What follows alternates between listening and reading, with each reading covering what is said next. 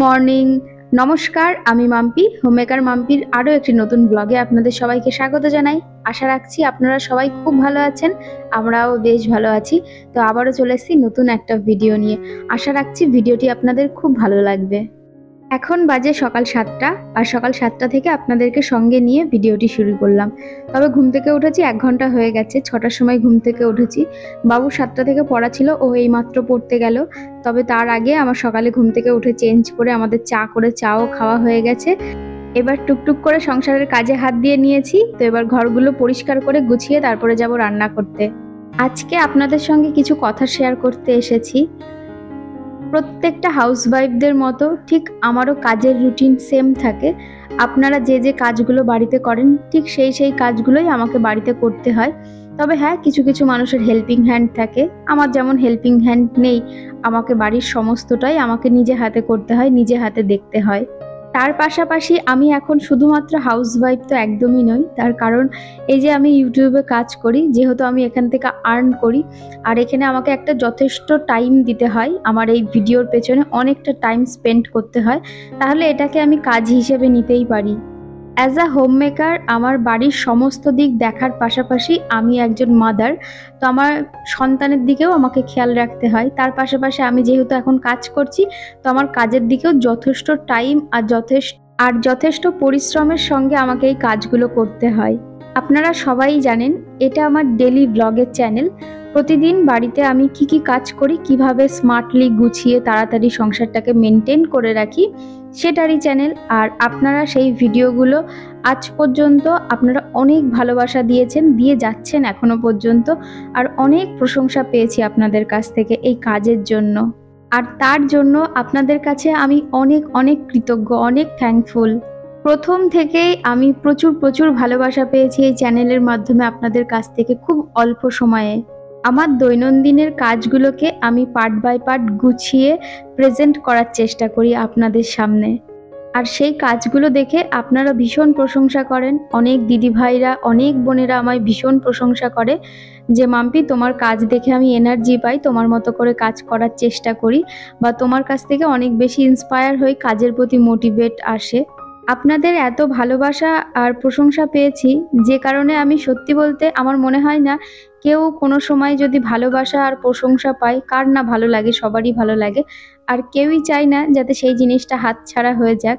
যে কারণে প্রত্যেকটা ভিডিওর মধ্যে আমি একটু নতুনত্ব রাখতে চাই।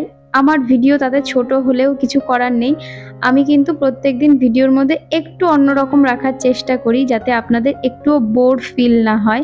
আমি পার্ট করে আলাদা করে প্রত্যেক দিন একই টাইম থেকে আমি ভিডিও শুরু করি না।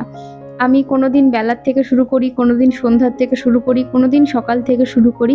আমি যতই নতুনভাবে করার চেষ্টা করি না কেন, তবে হ্যাঁ, 5 দিন 7 দিন 10 দিন অন্তর রিপিটেড কোনো না কোনো ভিডিও আসবেই। কারণটা হচ্ছে সংসারের কাজগুলো তো সেই একই থেকে যায়, তবুও অনেক চেষ্টা করি ঘুরিয়ে ফিরিয়ে আপনাদের সামনে প্রেজেন্ট করার জন্য। প্রতিদিন যদি আমি ঘর মোছা না দেখাই, বা প্রতিদিন ভিডিওতে যদি আমি বাসন মাজা না দেখাই, তার মানে এই না যে আমি ওই কাজগুলো করি না।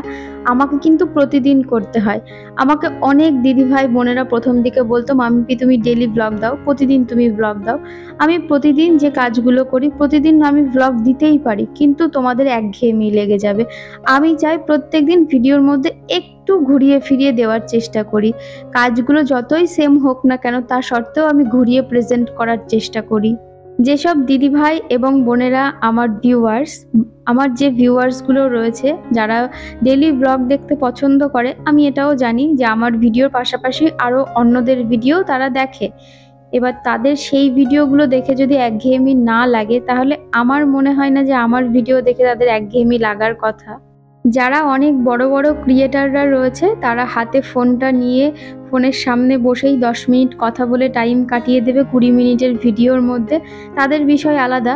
আমরা যেহেতু আমাদের কাজটাকে প্রেজেন্ট করি আপনাদের সামনে, আর ভয়েস ওভার দিয়ে এডিট করি, তো সেই ক্ষেত্রে কাজটাকে যেহেতু প্রেজেন্ট করা হয়, তো কাজের মধ্যে নিত্য নতুন কী আনা যেতে পারে বলো। তবুও কাজটাকে ঘুরিয়ে ফিরিয়ে প্রেজেন্ট করার চেষ্টা করি।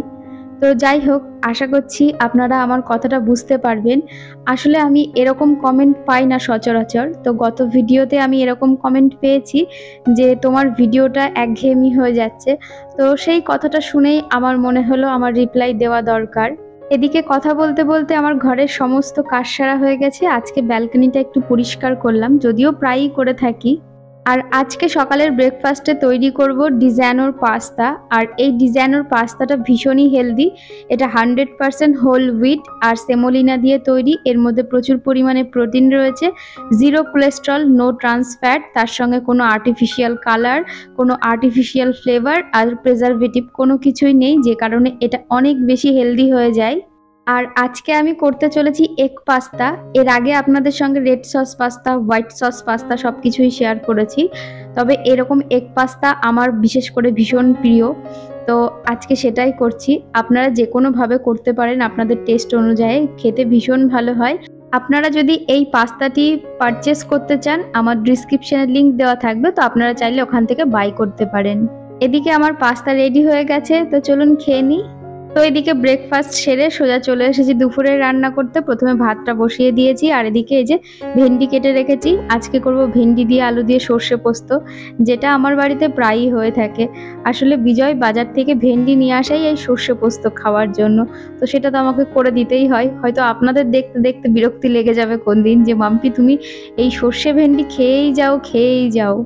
বিজয় বাজারে গেলে কোনো সবজি নিয়ে আসুক আর না আসুক, এই পটল আর ভেন্ডি এই দুটো জিনিস নিয়েই আসবে।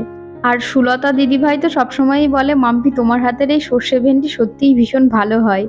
আমার হাতের ভালো হয় কি বলতে পারবো না, তবে এইভাবে রান্না করলে যে কেউ ভালো করেই করতে পারবে। যাই হোক, এখানে এই যে লবণ হলুদ দিয়ে, কালো জিরে, শুকনো লঙ্কা, তেজপাতা ফোড়ন দিয়ে খুব ভালো করে ভেন্ডি আর আলুটাকে ভেজে নিয়ে সর্ষে পোস্ত কাঁচা লঙ্কা বেটে রেখেছিলাম, তো সেটা দিয়েই তারপরে একটু ভেজে নিয়ে সামান্য একটু জল দিয়ে বসিয়ে রেখেছি। তার পাশাপাশি আজকে হবে হচ্ছে সর্ষে পোস্ত দিয়ে ইলিশ ভাপা। তো সেটাই করব, একদম ভীষণ সহজ। কাঁচা পাকা লঙ্কা দিয়েছি, সর্ষে পোস্ত বাটা দিয়েছি, তার মধ্যে তেল লবণ হলুদ দিয়ে মিক্স করে নিয়ে এবার মাছগুলোকে দিয়ে দেবো। মাছগুলোকে দিয়ে একটু ভালো করে মিশিয়ে নিয়ে তারপরে ওপর দিয়ে কটা কাঁচা লঙ্কা চিড়ে দিয়ে দেব, যেটা আর কি ভাতের সঙ্গে ডলে মেখে খেতে ভীষণ ভালো লাগে। এর আগের দিনকে আপনাদেরকে মাইক্রো ওভেনে আমি চিংড়ি ভাপা দেখিয়েছিলাম। বৈশালীনাথ দিদিভাই বলেছিল, মাম্পি আমি মাইক্রো ওভেনে সবসময়ের জন্য খাবার গরম করেই থাকি, তুমি এত সুন্দর চিংড়ি ভাপা করলে আমি অবশ্যই ট্রাই করব। অবশ্যই ট্রাই করে দেখো, খুব ভালো খেতে হয়। আমিও এই মাইক্রো ওভেন নেওয়ার পরেই মাইক্রো ওভেনে আমি এই 3-4 বার করলাম, আর সত্যি ভাপা আইটেমগুলো ভীষণ ভালো খেতে হয় আর ঝটপট করে হয়েও যায়, খুব একটা সময় লাগে না। ওদিকে মাইক্রো ওভেনে মাছটা ঢুকিয়ে দিয়ে এদিকে এই যে ভেন্ডিটা রান্না বসিয়ে দিয়েছিলাম, এটাও প্রায় হয়ে গেছে। এবার একটু মিষ্টি দিয়ে ভালো করে মিশিয়ে তারপরে নামিয়ে নিয়েছি। ওদিকে আমার ভাতও হয়ে গেছে। তো এবার এই যে বাসনগুলো বেরিয়েছিল রান্নার পরে, তো সেগুলোকে মেজে নিয়েছি, এবার ধুয়ে নিচ্ছি। রান্না করতে আসার আগে যদি সকালকার খাবারের বাসনগুলো মেজে নেওয়া হয়, তাহলে রান্নার পরে খুব একটা বেশি বাসন বেরোয় না। আমারও আজকে ঠিক তাই। অন্য দিনগুলো সকালের বাসন আর দুপুরে রান্না করার পরে সব বাসন একসঙ্গে মাজি বলে অনেক বাসন বের হয়। তবে আজকে একদম অল্প কিছু বাসনই ছিল, ঝটপট করে মাজাও হয়ে গেছে। তো যাই হোক, এবার বাসনগুলো সব জায়গা মতো গুছিয়ে রেখেছি। আর এই যে টেবিলটাকে খুব ভালো করে মুছে খাবারগুলোকে টেবিলে রেখে দিয়েছি। আজকের দুপুরের মেনুতে রয়েছে গরম গরম ভাত, তার সঙ্গে ভেন্ডি আলুর সর্ষে পোস্ত, যেটা খেতে আমাদের বাড়ির সবাই ভীষণ পছন্দ করে। আর তার পাশাপাশি রয়েছে ইলিশ ভাপা। গরম গরম ভাত আর এরকম ইলিশ ভাপা আর সর্ষে ভেন্ডি হলে আর কিই বা চাই। তার সঙ্গে বেশি করে স্যালাড আর আম কেটে নিতে হবে, এখন তো আমের সিজন, খাবারের শেষে আম থাকবেই। তো খুব ভালো খাওয়া হবে আজকের দুপুরের। খাবারগুলোকে টেবিলের উপর রেখে রান্নাঘরটাকেও ভালো করে মুছে নিচ্ছি। তো ভিডিওটা আর বেশি বড় করব না। আর আজকের ভিডিওটা আপনাদের কেমন লাগলো অবশ্যই কমেন্ট করে জানাবেন। ভালো লাগলে একটি লাইক করবেন, আর যারা নতুন বন্ধুরা আছেন সাবস্ক্রাইব করে আমার পাশে থাকতে পারেন। আবারও দেখা হবে নতুন কোনো ভিডিও নিয়ে। ততক্ষণ সুস্থ থাকবেন, ভালো থাকবেন, টাটা।